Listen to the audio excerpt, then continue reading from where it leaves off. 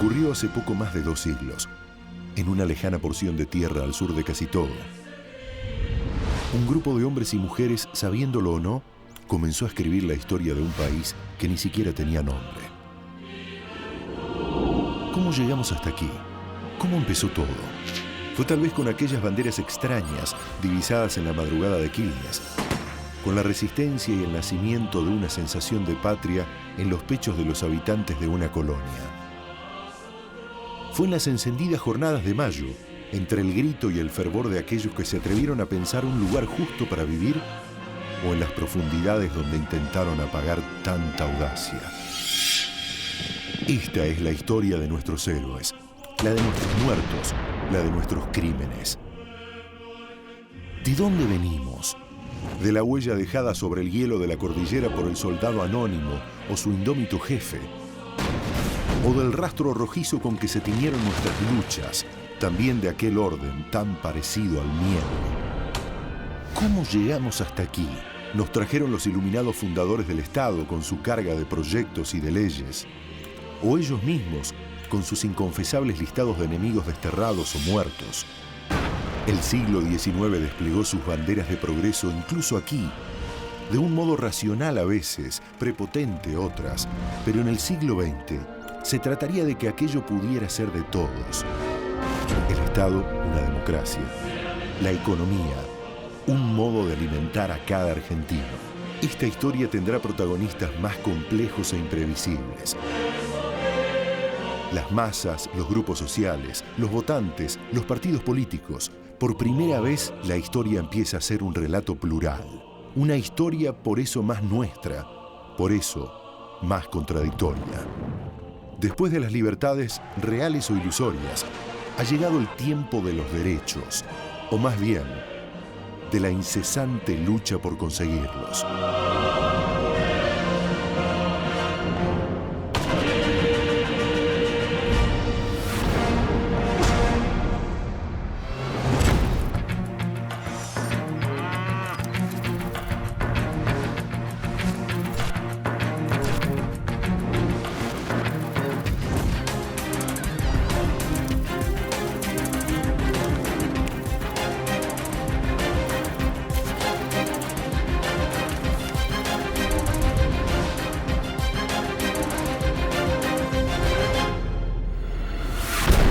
Capítulo 9. Hambre y violencia en el granero del mundo.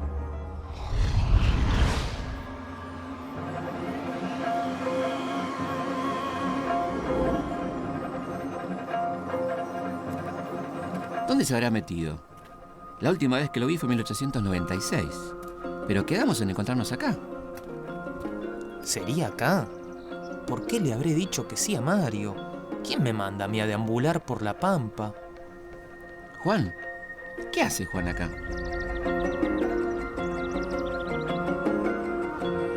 Pensé que no te iba a encontrar nunca. ¿Qué haces, Juan? ¿Cómo va? ¿Cómo andás? ¿Bien, vos? ¿Qué decís? Bien, todo bien. ¿Y Mario no venía? Mira, no sé. Me pidió que te diera un sobre. Ah, bueno, a ver. Llévalo al zoológico. No entiendo nada. ¿Qué tipo? ¿Qué hago yo ahora acá, perdido en el medio de la pampa con un historiador? Y no sé, ya que viniste... A mí este lugar me hace pensar en cuando la Argentina era el granero del mundo. ¿Sabés que nunca entendí muy bien qué quería decir eso? Sí, sobre todo porque eso sería bueno, ¿no? ¿Quién puede querer vivir en un granero? Sí, un granero es un depósito, un lugar inanimado, que no genera mucho valor agregado y muy pocos puestos de trabajo. ¿Y de dónde viene eso del granero del mundo? De cuando el mercado mundial nos condenó a ser proveedores de materias primas y compradores de manufacturas, ¿no? Una condena aceptada de buen grado por los dueños del país. Exportábamos todo. Todo, empleos, puestos de trabajo. El tema es por qué se insiste a cada rato en la necesidad de volver a aquella época, ¿no? Sí, también el tema es por qué creemos que lo que es muy bueno para muy pocos es bueno para todos. Qué buena pregunta, Felipe. En el granero del mundo no existen grandes inversores, así que el Estado financia a privados para desarrollar las obras públicas, como la construcción del ferrocarril. Por eso, hacia 1884, casi la mitad de los ingresos de la Argentina estarán destinados al pago de deudas contraídas con bancos extranjeros. El 75% de la red ferroviaria estará en manos británicas. En poco tiempo, un abanico de vías cubriría la pampa húmeda llevando los productos agropecuarios a su único destino, el puerto. Finalmente le hiciste caso, me trajiste al zoológico. Parecía un buen lugar para ponernos en tema. Estamos en 1898. ¿Quién gobierna? Roca.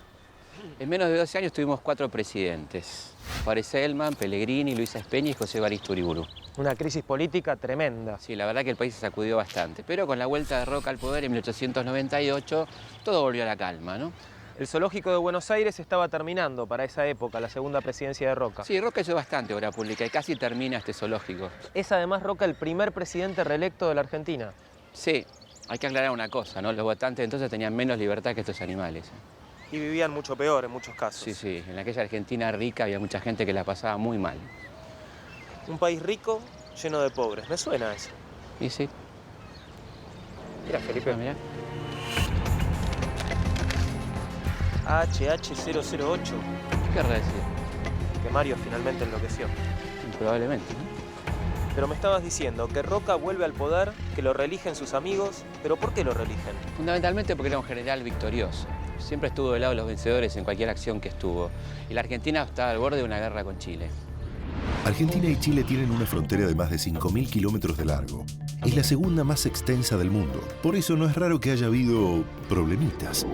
Un acuerdo firmado en 1881 establece la cordillera de los Andes como frontera entre los dos países, pero el escaso conocimiento de las zonas repartidas y la imprecisión de los mapas hacen difícil establecer los límites reales. Desde 1895 el conflicto recrudece y los dos países inician una carrera armamentista. El presupuesto militar argentino se multiplicó varias veces, llegando a ser el 22% del presupuesto nacional. Es en medio de esta escalada que en 1898 Julio Roca es designado otra vez presidente. Pocos meses después, mantendrá con su par chileno Errázuriz la primera reunión entre presidentes de ambos países. Fue en un barco anclado frente a Puerto Arenas, pero el conflicto no tardó en agravarse. En la Nochebuena de 1901, estuvimos al borde de la guerra. En 1902 se firmaron los Pactos de Mayo. Consistían en relegar todos los litigios pendientes al arbitraje de la corona británica. El fallo de Eduardo VII llegó poco tiempo después. De los 90.000 kilómetros cuadrados en disputa, Chile se quedaría con el 54%. Ya tendría tiempo de agradecerlo. En medio del descontento de los que no pertenecían a la élite, o sea, la mayoría de la población, Roca sufrió un atentado. Entrando a inaugurar las sesiones del Congreso, se elevó un piedrazo. Por lo que veo, parece que guardaron la piedra y el pañuelo con el que se limpió.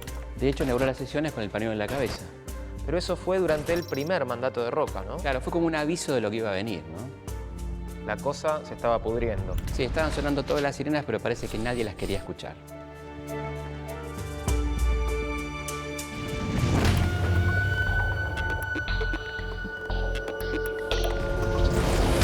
La Argentina fue un gran exportador de materia prima, ¿no? Lo que lo convierte en un importador de otro tipo de cosas, ¿no?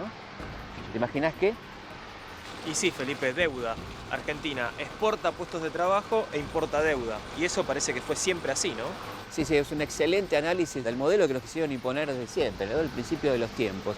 Pero yo me refería a otra cosa. ¿A qué? Bueno, después de las guerras de independencia, las guerras civiles, la guerra con el Brasil, la guerra con el Paraguay, la matanza de gauchos e indios, la Argentina tiene que empezar a importar otro tipo de materia prima. ¿Qué tipo de materia prima? Gente.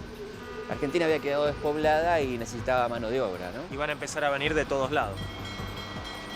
Escapaban de la crisis agraria, la falta de trabajo y las persecuciones políticas y religiosas. Desde sus pueblos debían viajar cargando valijas, sacos e hijos hasta los puertos de Cádiz, Vigo, Génova, Nápoles, Trieste, Hamburgo o Burdeos. Muchos de nuestros abuelos y bisabuelos llegaron durante esos años. Y muchos no sabían muy bien a dónde venían, ¿no? ¿Y por qué venían acá, Felipe? Bueno, porque el gobierno argentino les había prometido tierra, trabajo, felicidad. Pero nadie les aclaró que es suicida creer en la promesa de un gobierno argentino. Y bueno, pasa que a veces una promesa es mejor que nada, ¿no? Sí, eso es verdad. Ahora, empezaron a llegar durante el gobierno de Avellaneda, ¿no? Claro, hasta 1880 llegaron unas 100.000 personas en busca de trabajo, de tierra, pero a partir de la campaña del desierto y como consecuencia de esa, la tierra estaba repartida y la mayoría tuvo que quedarse en las ciudades a trabajar de lo que podía, ¿no? ¿Fueron muchos? 3 millones de personas. La emigración masiva fue un negocio muy lucrativo para las compañías de navegación. Las empresas aumentaron sus ganancias, reduciendo la tripulación, sirviendo comida de escasa calidad, ofreciendo espacios reducidos y precarias condiciones de higiene. Gentío, malos olores, exceso de frío, calor, enfermedades. Eran 30 días viviendo una pesadilla.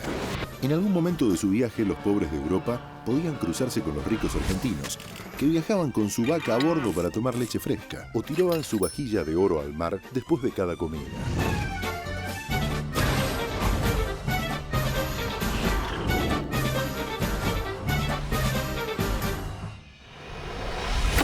Los ricos de la Argentina llegaban a París a patinarse los dividendos generados por el granero del mundo. Y mientras los niños bien tiraban manteca al techo, en Argentina los inmigrantes no la pasaban también. Y no, claro, viajaban en condiciones miserables durante semanas y semanas, sin saber muy bien a dónde venían, y cuando llegaban los alojaban acá, en el Hotel de Inmigrantes. En este hotel de inmigrantes donde el Estado les garantizaba 5 días de alojamiento. 5 días, ¿y después? Y después... Y después a tratar de sobrevivir en el granero del mundo. Claro. Pero ojo, porque los dueños graneros se equivocaban al suponer que podían prometer tierra, trabajo, felicidad y después someter a los inmigrantes a condiciones de humillación y miseria realmente increíbles. Y es que esas cosas siempre traen consecuencias, ¿no? Seguro, porque junto con el ejército de desocupados y la mano de obra barata estaban importando también la rebelión. Attenti, compà, escuchen, la situazione è grave. Tutti tenemos que sapere que hay que luchar por nuestro derecho. Tutti tenemos que sapere que lo più valioso que abbiamo es nuestra libertad. Infórmese, hay que estar informato. No hay que sucumbir al imperio del capitale. Luchemos. La protesta umana, esta es nuestra verdad. Lea la protesta umana. Hay que estar en contra del capitalismo.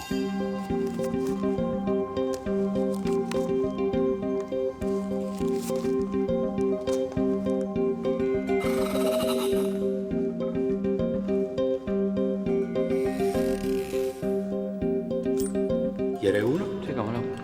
Muchas gracias. Junto a los campesinos sin tierra y los desocupados urbanos, llegan a Buenos Aires notables dirigentes del anarquismo y del socialismo. Huían de las persecuciones de los gobiernos europeos. Traen su experiencia sindical y política que compartirán con los integrantes del incipiente movimiento obrero argentino. La corriente anarquista se expresaba a través del periódico La Protesta Humana.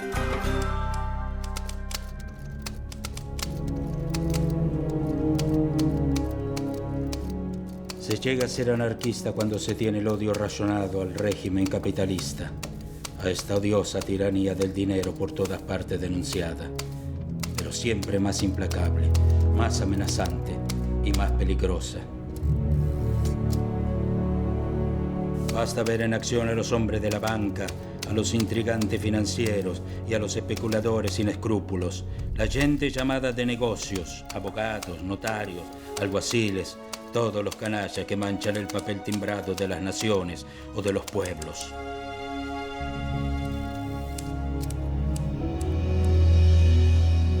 Un gobierno conservador que decide incentivar la llegada de barcos repletos de anarquistas y socialistas. Este capítulo no puede terminar bien, Felipe. Y no. Mirá. ¿Qué? Mario. Vamos.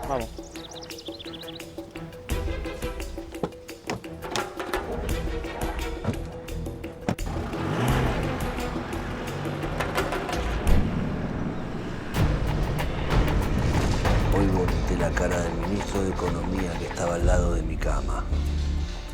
No, en un diario, una foto. No dormí con el ministro de Economía. Yo soy burócrata lector, no burócrata ¿Estás seguro pedante. que era acá, Felipe? Según el mapa que estaba en la guantera, es acá. Te digo que me asusta un poco este lugar, ¿eh? Sí, A mí me encanta. Sí, vomité la cara del ministro de Economía que estaba al lado de mi cama. Te lo voy a ver. Vomité la cara del ministro de Economía que estaba al lado de mi cama. Discúlpenme. Así que ustedes llegan cuando se les canta. Muy bien. ¿Que nos estaban esperando? Y la verdad que ya no. Me disponía a hacer la pausa para la infusión que establece el convenio. ¿Nos puede decir qué es esto? Podría decirle, pero estaría violando el convenio. Porque parte de mi trabajo es brindar información Ahora, no debería trabajar porque estoy justo. En la pausa para la infusión que establece el convenio. Así es, compañero. Muy bien. Bueno, les voy a decir. Este es el archivo total de la Nación. ¿Qué podemos hacer acá? Gracioso, pero usted es un hombre de historia. Acá tienen toda la información que quieren. Vamos, pidan. ¿Qué se les ofrece? Yo, si no les molesta, no tiene mucho que ver, pero estoy muerto de hambre. ¿No me convida un vigilante? Gracias. Ahora, Juan, te quiero contar algo. ¿Vos sabés que en la cultura popular todavía quedan vestigios de la influencia anarquista? ¿En dónde? ¿En el vigilante que me estaba por comer? Claro. Hay uno que no sabe todavía. Los panaderos, que eran su mayoría anarquistas, denostaban a sus enemigos bautizando las facturas con ironía. Por ejemplo, Cañoncito y bomba de crema. para ridiculizar al ejército, Bola de fraile, suspiro de monja. para ridiculizar a la iglesia. Y el vigilante, para ridiculizar a la policía. Felipe, era mío el vigilante. ¿Suyo? Sí. No sea burgués, Di Natale, por favor. Oh. Terminó la pausa. Discúlpenme. ¿ustedes anarquismo dijeron? Anarquismo. Pasillo de 1900, al fondo a la izquierda. Gracias. Que lo disfruten. Gracias, Uy, quería preguntarle al historiador de dónde viene la frase al fondo a la izquierda. Si es de un arquitecto o si es de algún político que quiso defecar el país o en su defecto algún no sé. El movimiento anarquista convive tradiciones pacíficas con tradiciones violentas. Lo cierto es que para principios del siglo son muy influyentes en el movimiento obrero. ¿Y qué hacen? ¿Forman partidos? ¿Quieren elecciones? Ellos están a favor de la acción directa, la organización obrera, la huelga general. ¿Y qué cambios proponen? Proponen destruir esta sociedad injusta para construir otra, sin patrones, sin gobiernos y sin religión. Una cosa gradual, digamos, moderada. ¿Sabes que lo que no me queda claro es qué diferencias había entre los anarquistas y los socialistas? Si querés jugamos al juego de las diferencias. Dale. El anarquismo lo trajeron los italianos y españoles. El socialismo vino a través de los primeros alemanes que llegaron perseguidos por Bismarck. La mayoría de los socialistas eran trabajadores calificados, artesanos, hombres capacitados en manejos de máquinas y hasta algunos profesionales. Los anarquistas tenían más inserción en los oficios. Eran carreros, choferes, panaderos. Los socialistas creen en las reformas graduales y en la acción parlamentaria. Los anarquistas creen que las reformas graduales y la acción parlamentaria son una traición a la clase obrera. El debut político del socialismo no fue muy auspicioso. Ocurrió en las elecciones legislativas del 8 de marzo de 1896. Así describía una víctima del sistema la farsa electoral del régimen. Vengo a votar por Juan B. Justo.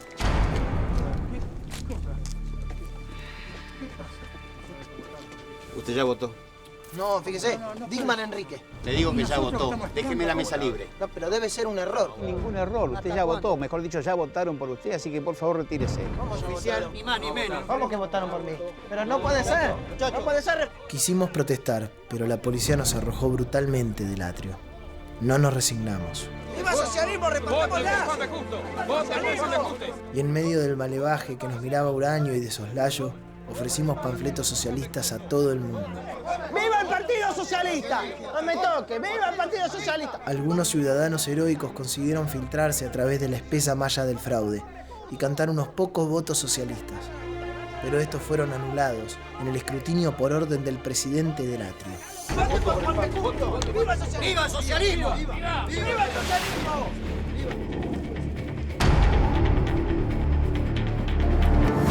Nuestra historia oficial nos ha dejado una imagen casi idílica de nuestras clases dominantes, ¿no?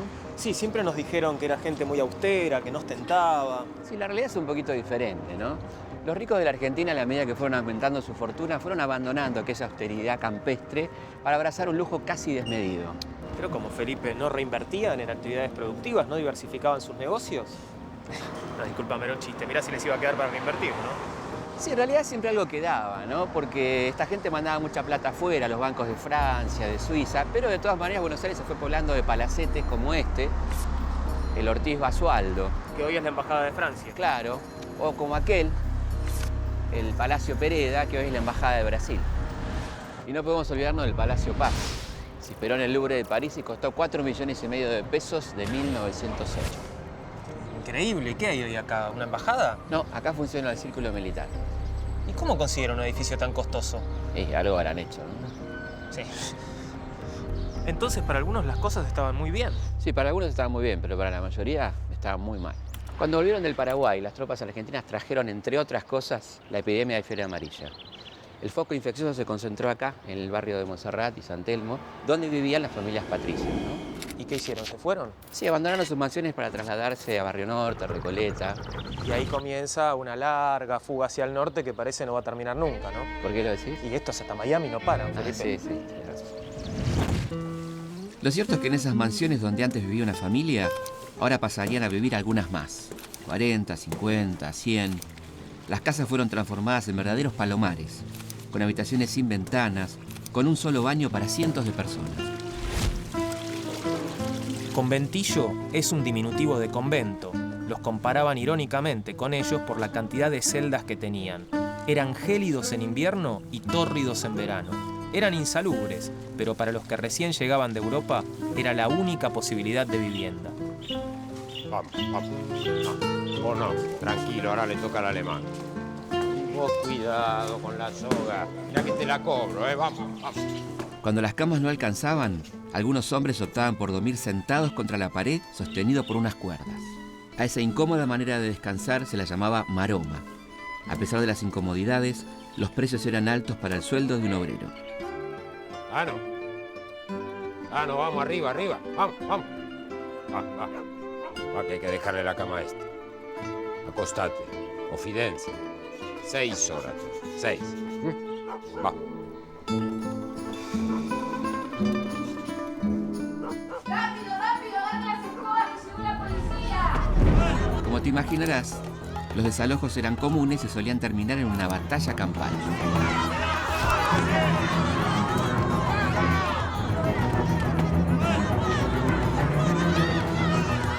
Coronel, tiene que hacer algo, deténgalos. ¿Cómo se atreve a decirme lo que tengo que hacer? ¿Quién es usted? Yo soy el encargado de esta casa. Le pido por favor que haga algo. Deje que la masa de los bajos fondos se exprese. Así lo vamos a poder identificar. En 1907 se produjo una novedosa huelga de inquilinos. Los habitantes de los conventillos de Buenos Aires, Rosario, La Plata y Bahía Blanca decidieron no pagar sus alquileres frente al aumento desmedido aplicado por los propietarios. ¡Silencio! ¡Silencio! ¡Calma! ¡Calma! ¡Cálmense! ¡No podemos seguir viviendo en estas condiciones! ¡No podemos permitir que este sistema de explotación nos siga humillando! ¡Tenemos que pasar a la acción directa! Y eso significa no pagar más el alquiler. ¡No paguemos más el alquiler! ¡Mujeres, madres! ¡Barramos con estas escobas las injusticias del mundo! ¿Ven? ¡Vamos! Ahí tiene uno. Anarquista se nace. ¡Avance!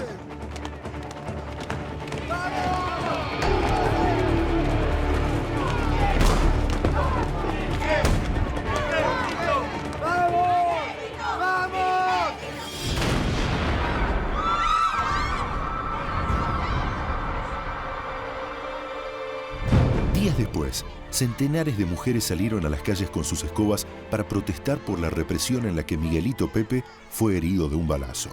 Las mujeres anarquistas se hacían sentir en la calle con conciencia política y de género. Junto con las mujeres socialistas, inaugurarían la presencia femenina en la política. Algo impensado en aquella Argentina conservadora. En aquel Buenos Aires del principio del siglo XX solo había un lugar más frío que el cuarto de un conventillo. No me vas a llevar a un frigorífico. Sí, vamos, ándale, vamos. Vení.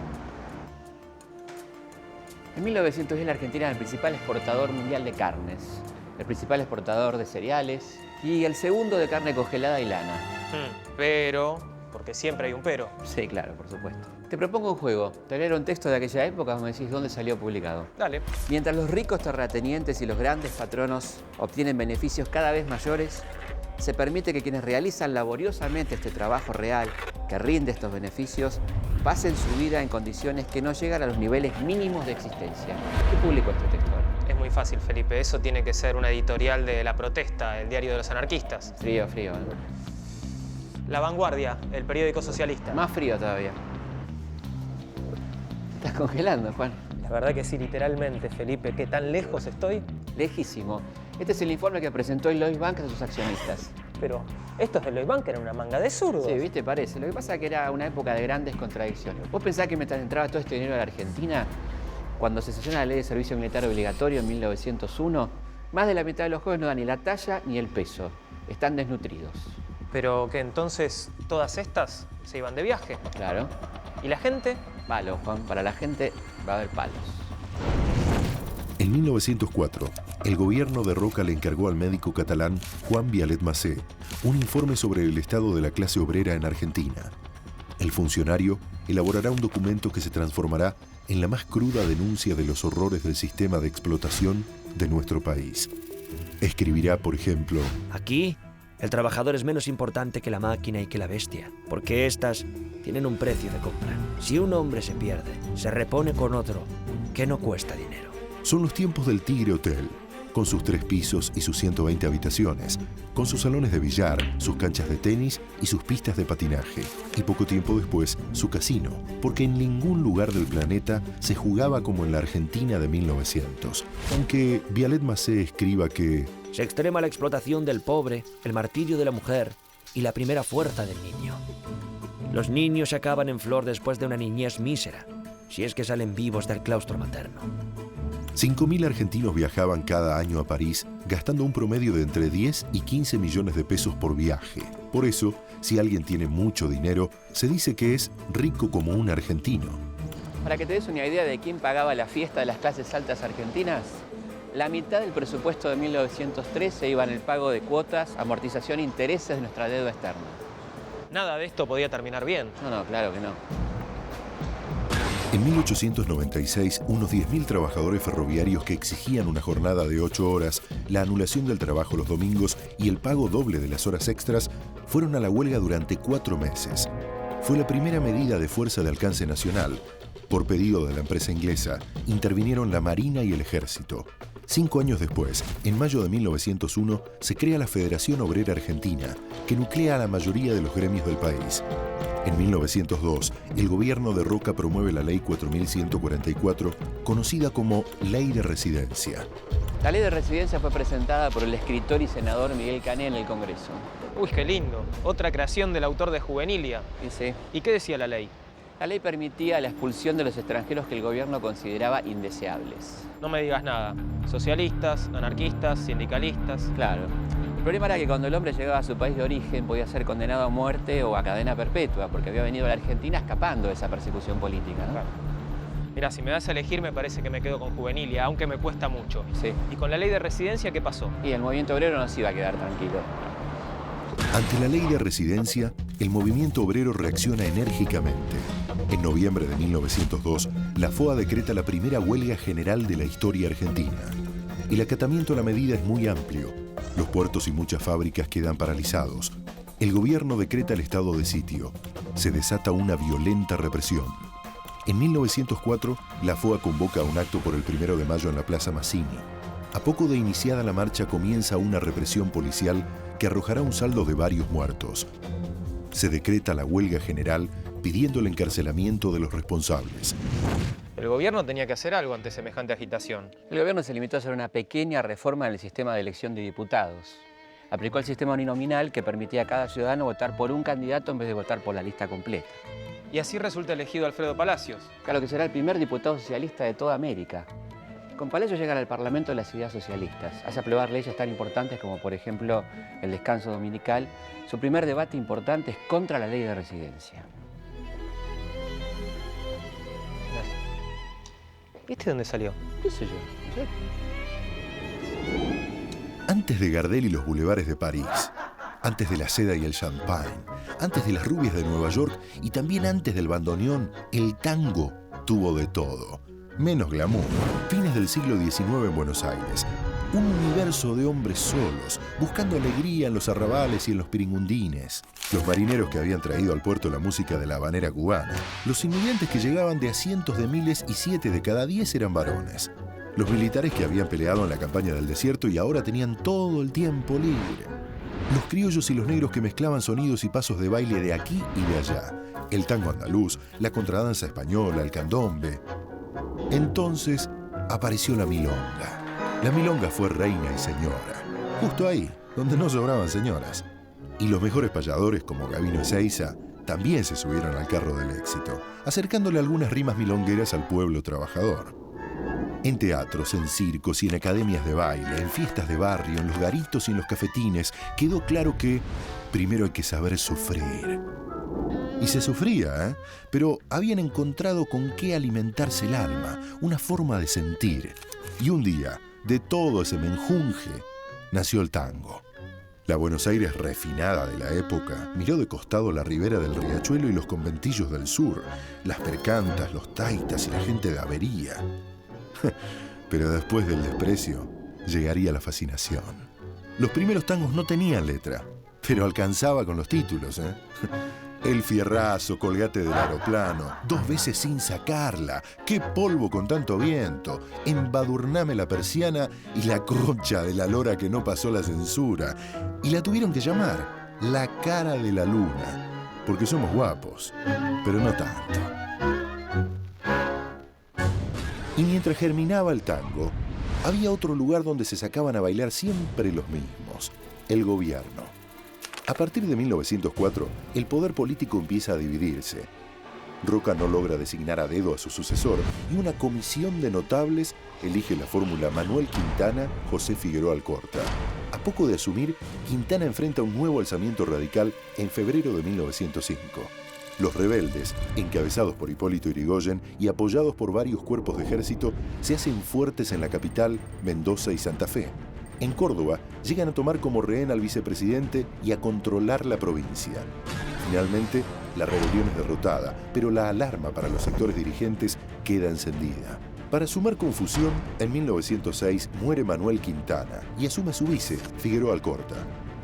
Pero en 1908, las diferencias entre Roca y Alcorta llegan a su punto culminante, cuando el primero bloquea todos los proyectos de ley del Ejecutivo en el Congreso, y Alcorta decide cerrar el Parlamento e intervenir las provincias controladas por Roca. El baile sigue siendo entre pocos, pero se pone algo más movido. ¿Y hubo más revoluciones radicales? No, la de 1905 va a ser la última, pero va a instalar la figura de Hipólito Yrigoyen, ¿no? ¿Que va a ser presidente? Sí, pero para eso falta. Eso va a ser en 1916, ya con el voto secreto, universal y obligatorio. Lo que va a estallar ahora es la protesta obrera, el conflicto social. Aumentan las huelgas, la organización obrera y también la represión, encabezada por una figura que se va a hacer tristemente célebre, el coronel Ramón Lorenzo Falcón. En 1909, anarquistas y socialistas deciden conmemorar por separado el 1 de mayo.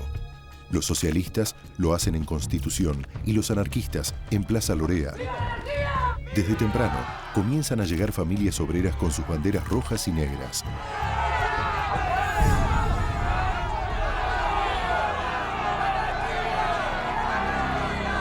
Protestan contra la desocupación y los bajos salarios. Fíjense, en lugar de usar nuestra bandera, usan la bandera roja. Esta masa indisciplinada de antiargentinos no tiene tradición ni origen. El coronel Ramón Lorenzo Falcón observa atentamente el acto. Muchos manifestantes al reconocerlo lo insultan y vuelan algunas piedras. Rusos nihilistas.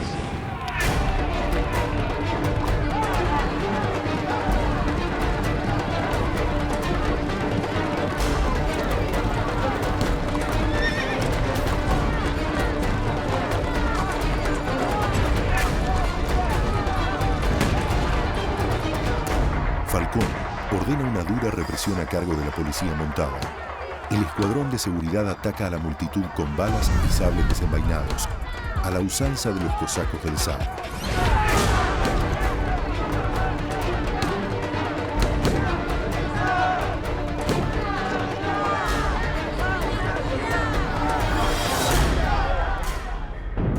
El saldo es de 11 obreros muertos y 80 heridos, entre ellos varios niños. Como consecuencia de los hechos, se declara una huelga general por tiempo indeterminado hasta tanto no se consiga la libertad de los detenidos y la apertura de los locales obreros. Así se inició la Semana Roja. 60.000 personas acompañaron los féretros de los obreros asesinados hasta el cementerio de la Chacarita. Ese día, más de 220.000 personas abandonaron su lugar de trabajo en todo el país. Las fábricas cerraron, el puerto y los ferrocarriles quedaron inactivos, pero una vez más serán reprimidos por la policía. Y el heroico coronel Falcón será felicitado por el presidente Figueroa Alcorta. Entre los presentes en el acto de Plaza Lorea había un joven anarquista que miraba todo con ojos asombrados. Se llamaba Simón Radovisky. Había nacido en Ucrania en 1891 y llegó a la Argentina en 1908 escapando de la persecución zarista. A poco de llegar se pone en contacto con círculos anarquistas y después de varios meses de trabajo ya estaba todo listo.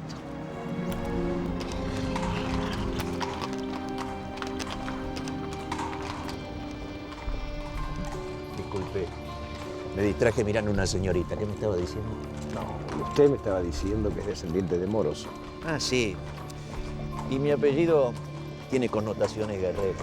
Por un lado, Falcón era un cañón usado antiguamente. Y por otro, quiere decir halcón. La mañana del 14 de noviembre de 1909, Simón Radovisky tomó el tranvía 17 que lo dejó en Callao y Quintana.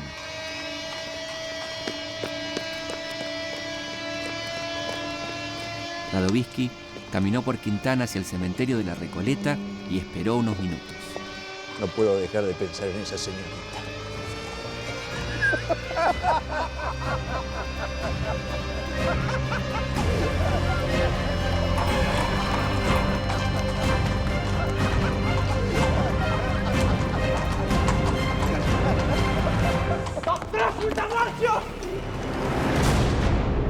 El jefe de policía, el coronel Ramón Lorenzo Falcón, y su secretario, Juan Lartigó, morirían horas después en el Hospital Fernández.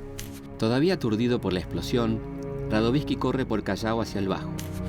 Cuando los policías lo alcancen, él intentará suicidarse pegándose un tiro en la cabeza, pero falla en el intento.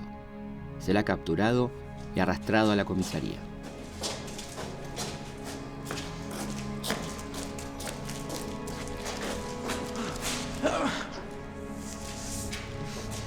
¿Quién te mandó? ¿Quién te mandó?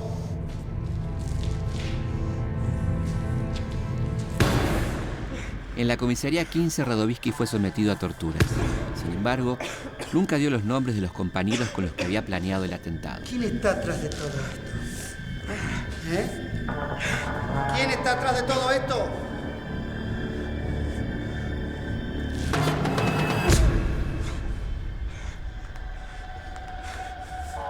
¿Quién te dio la bomba? ¿Quién te dio la bomba?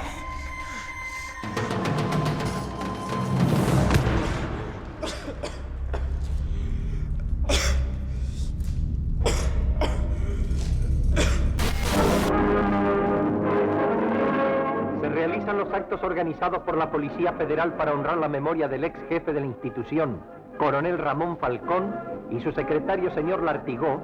En el monumento erigido en la avenida Quintana se depositan ofrendas florales en nombre de la jefatura.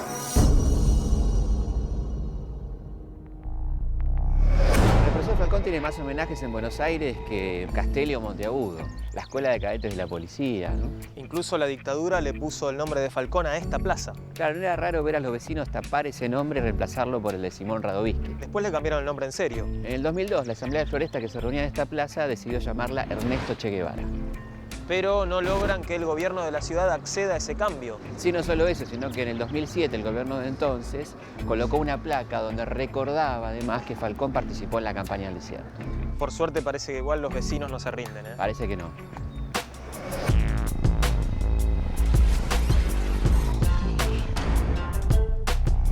En tiempos en que las clases altas se sentían amenazadas por los trabajadores, este hombre era una especie de héroe. Un héroe de la mano dura. ¿Te suena? Y historia argentina. Sin embargo, el homenaje más grande que se le hizo fue justamente acá, ¿no? En Falcón y La Carra funcionaba el centro de detención El Olimpo, una de las sedes del horror de la última dictadura militar. Sí, claro.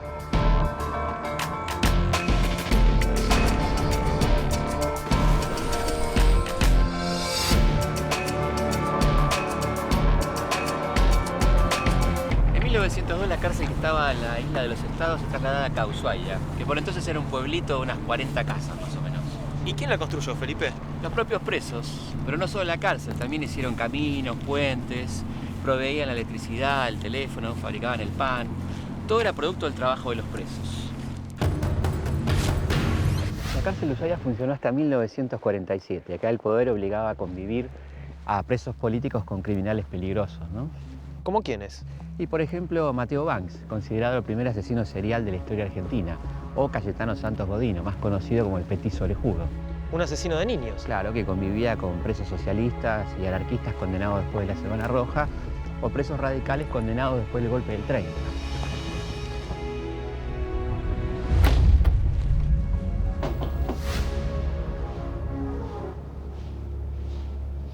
Acá vino a parar Radowitzki y tuvo suerte de que no lo condenaran a muerte. Claro, o sea, fue porque tenía un tío rabino que pudo presentar una documentación que demostraba que era menor de edad. Pero en un proceso realmente de una rapidez inusitada, fue condenado a prisión por tiempo indeterminado acá en el penal de Ushuaia. Cada aniversario del atentado a Falcón era condenado a una celda solitaria a pan y agua durante 20 días. Acá estuvo 21 años hasta que lo indultó el presidente Irigoyen. Uy, vamos que llegamos tarde, ya se habla, ¿eh? ¿A dónde, Felipe? ¿A dónde vamos? Al primer aniversario del centenario de la Revolución de Mayo. Tratando de ocultar los claros indicios de injusticia y de creciente violencia social, en mayo de 1910, una Argentina atravesada por profundas contradicciones se apresta a celebrar el centenario de la Revolución de Mayo. Como en otros momentos de la historia, un gobierno de legitimidad dudosa intentará mostrarle al mundo un simulacro de país pujante y progresista. Esta avenida de Mayo, que fue el primer bulevar arbolado de la ciudad de Buenos Aires, una especie de sucursal de la Hispanidad, fue el lugar donde se produjeron los desfiles del centenario. ¿Y cómo fueron esos festejos? ¿Viste cómo son esos festejos, no? Desfiles de regimientos locales, de regimientos de países vecinos, barcos atracados en el puerto, ¿no? Nada demasiado original. No, nada demasiado original. ¿Pero pasó algo más? Sí, la gran bailarina Isadora Duncan bailó en nacional vestida solamente con la bandera argentina. Bueno, eso ya es más interesante. Sí, sí, claro. ¿Y quiénes vinieron? Bueno, fueron invitados todos los reyes y mandatarios del mundo occidental. Vinieron todos, me imagino. No. Solamente vino la infanta Isabel de Borbón, una aristócrata de segunda clase, ¿no? ¿Nadie más? Bueno, algunos ministros, periodistas, escritores, entre ellos Georges Clemenceau, que dijo, esta gente está montando una gran escenografía para vaya a saber qué tragedia o qué comedia. La tenía clara. La tenía bastante clara, sí. A este Teatro Avenida, que se inauguró en 1908, vino la infanta Isabel cuando estuvo de visita. Vino a ver una zarzuela, La Verbena de la Paloma, con un elenco local realmente notable, ¿no? Los hermanos Podestá, Florencio Parravicini. ¿Querés que entremos? Mira, te digo la verdad, hasta la zarzuela me divierte más que un desfile militar, así que vamos.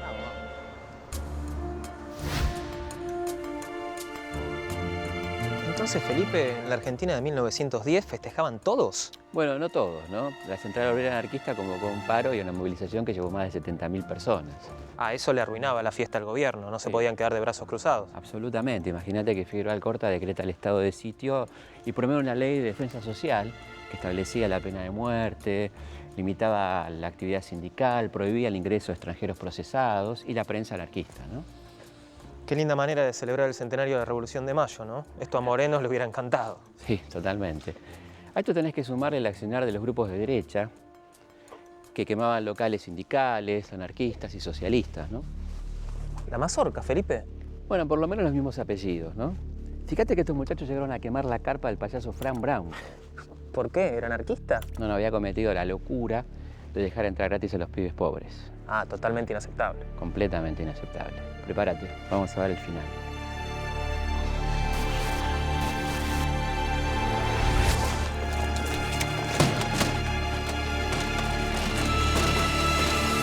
El centenario de la Revolución nos encontraba con estado de sitio, el Congreso clausurado.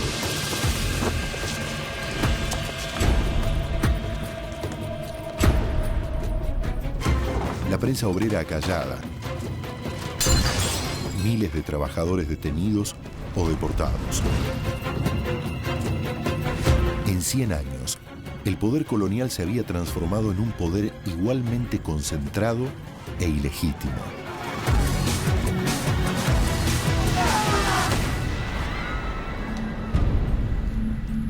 Pero mientras las clases altas bailan en la cubierta, por abajo, el barco empieza a crujir. La única carne de cañón en esta guerra fuimos los pobres. ¡Viva el sindicato, carajo!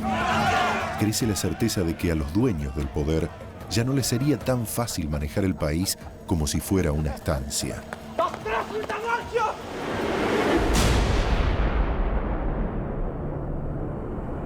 anarquistas, maximalistas, extranjeros, judíos, rusos insolventes. Estoy armado, ¿eh?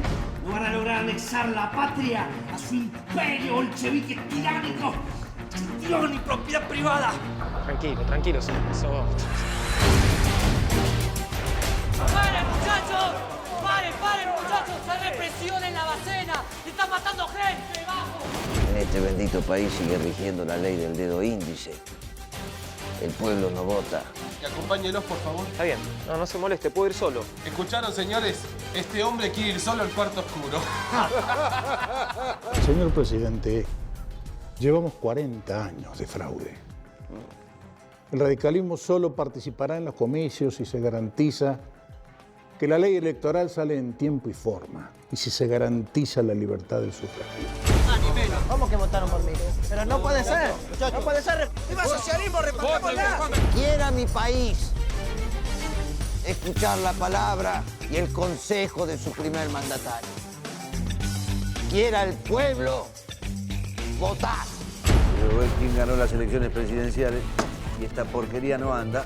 Las primeras elecciones nacionales bajo la ley Sáenz Peña han sido una auténtica fiesta cívica. El gobierno ampara todas las clases y cuida todos los intereses, buscando el bienestar común y corrigiendo la desigualdad. No se engañen, si no nos mandaron a la guerra fue porque el peludo nos mantuvo neutrales para seguir vendiendo a Inglaterra el fruto de los trabajadores explotados. Cuando parece que la civilización argentina se malogra, la Providencia crea la Liga Patriótica Argentina.